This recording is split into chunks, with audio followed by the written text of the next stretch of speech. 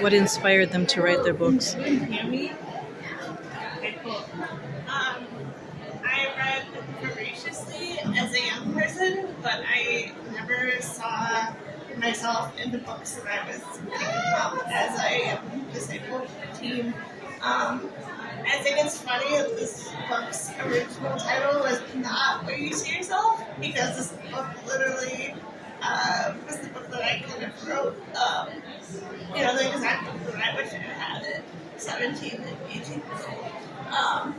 And so that's really what inspired me to write it. It's been an interesting experience. I've heard from young people in chairs and disabilities, but I also hear from people who are in their 30s and 40s say, like, I've never seen a book about a person who feels seen on the cover. So it's been a really interesting experience to provide that representation for what ended up being multiple things.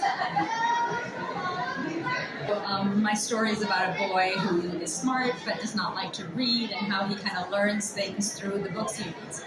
Now, my children, and this pains me so much to say it, none of them are readers. And so I tried my very best when they were little. We would try to read books together and have our own little book clubs. And so one thing I noticed was that when we would read like Charlie and the Chocolate Factory, how I remember the story when I was little was very different from how I was reading it now. And just the things you can learn from it are so different. So I think that was kind of my inspiration for starting this. So I have the great joy of teaching LGBTQ2S literature at McAllister, and it's very popular, so usually I'm teaching 2 sessions and watching 40 kids discover this literature for the first time.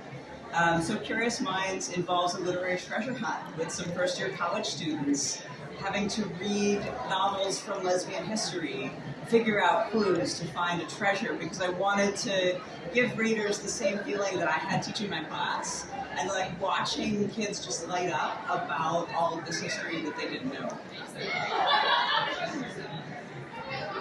My first book, What If a Fish, was about a boy who is figuring out his own identity, and it has a lot to do with kind of culture and ethnicity and place, and it's very sad. And so I wanted to write a book, first of all, that had girls in it, because I have more experience being a 12-year-old girl than being a 12-year-old boy. And I also wanted to write a book that had brown children that were just having a fun adventure, inspired by The Parent Trap and The Mixed Up Files of Mrs. Baisley Frankweiler. So I just wanted to make a fun book where some characters could have an adventure. This is also interesting. Nina, I just have to tell you, I used to pay my youngest to read, and it didn't work. So, Dear Brother is the second in a series of Dears.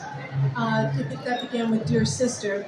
These books, I am sad to say, were inspired by my own children, and I don't mean that in a great way. I thought my children were perfect, and they all went to college, and I was heartbroken, and I decided to just make myself more heartbroken and go through all their memory boxes and organize their notebooks and their awards. And then I found all these notes that they had written to each other over the years. Like, you are hereby ordered to be my servant until bedtime, which explains a whole lot of stuff that I have witnessed over the years. So I realized they were not perfect, and I decided, since most of my books make people cry, I just wanted to write some funny, graphic-ish, novel-y type things that consisted only of notes and sketches between siblings.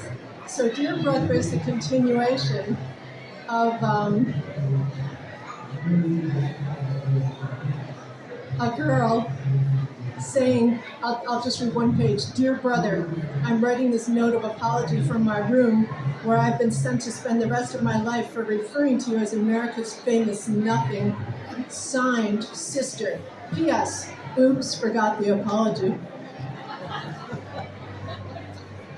So I wanted to write a book that kind of combined my 2 favorite genres, which is coming of age and heist films. So I just love heist movies. I just love kind of the coordination of the plan coming together. So I combined those 2 elements to write Breaking In. And I wanted to also have kind of like your first set of crew. So these are teenagers, not skilled thieves that are, have been doing this for 20 years. These are kids that basically are using their heist movie knowledge to right a wrong, to steal back the script that was stolen from them. So by combining these elements, I just wanted to write something that was just a lot of fun and something that I would want to read.